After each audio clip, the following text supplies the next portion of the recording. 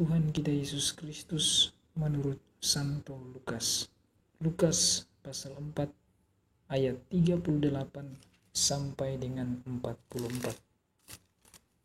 Kemudian ia meninggalkan rumah ibadat itu dan pergi ke rumah Simon.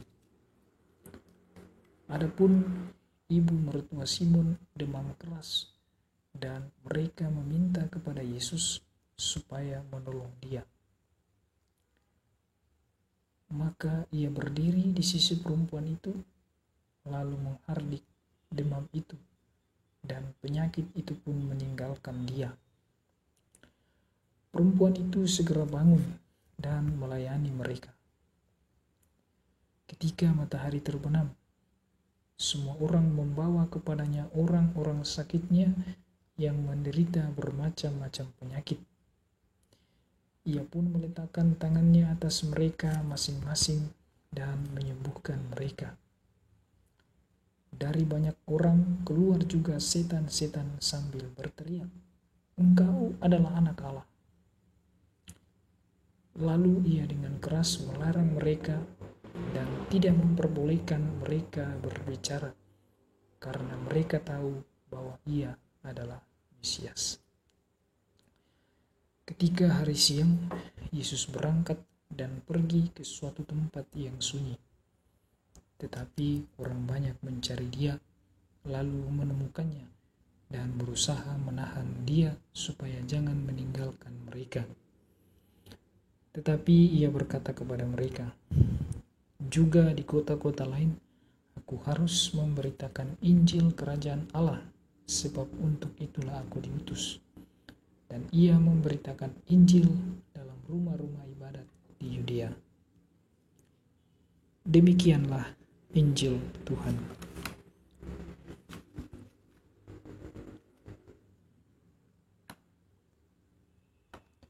Saudara-saudariku yang dikasihi Allah, pengalaman sakit atau derita tentu pernah kita alami. Entah itu karena sakit fisik, hati, ataupun pikiran. Dalam pengalaman sakit itu, kita merasa membutuhkan pertolongan dan perhatian dari sesama kita. Pengalaman sakit itu mengajarkan bahwa sebenarnya kita adalah makhluk yang lemah dan tidak dapat hidup seorang diri. Ibu mertua Petrus dan orang-orang lain yang disembuhkan oleh Yesus dalam kisah Injil Lukas ini memperlihatkan hal itu. Penginjil Lukas sebenarnya mau memperlihatkan kepada kita bahwa orang-orang yang sakit pertama-tama membutuhkan orang yang sehat, bukan obat-obatan, meskipun itu memang dibutuhkan. Dalam kisah ini diceritakan bahwa mereka meminta Yesus supaya menolong ibu mertua Petrus.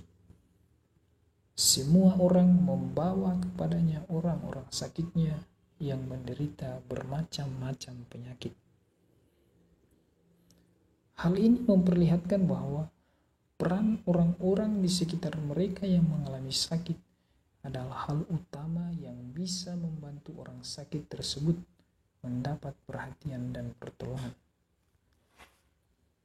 Berkat permintaan orang-orang tersebut kepada Yesus, akhirnya ibu mertua Petrus dan orang-orang lain dapat disembuhkan.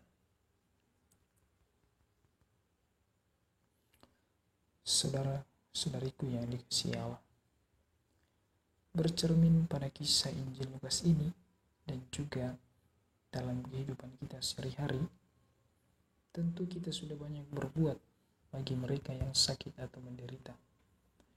Entah itu menolong mereka secara langsung maupun tidak. Zaman kita ini, sakit sudah memiliki arti yang banyak. Tidak hanya sebatas pada sakit fisik.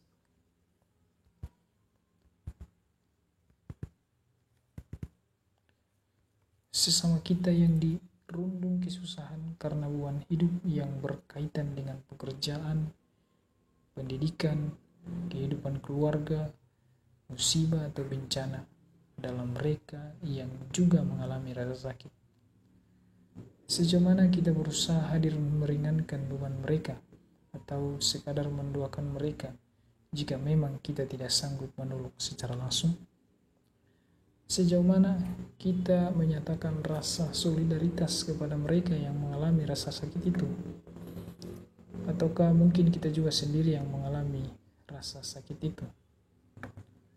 Saudara-saudariku yang dikasihi Allah, melihat keadaan hidup kita sekarang yang banyak mengalami rasa sakit atau derita, mungkin kita harus dengan rendah hati menyadari dan mengakui bahwa obat utama untuk mengobati berbagai rasa sakit yang kita alami saat ini dan yang akan datang adalah Yesus sendiri. Sejauh mana kita mau secara pribadi dan bersama datang kepada Dia jika kita mengalami sakit?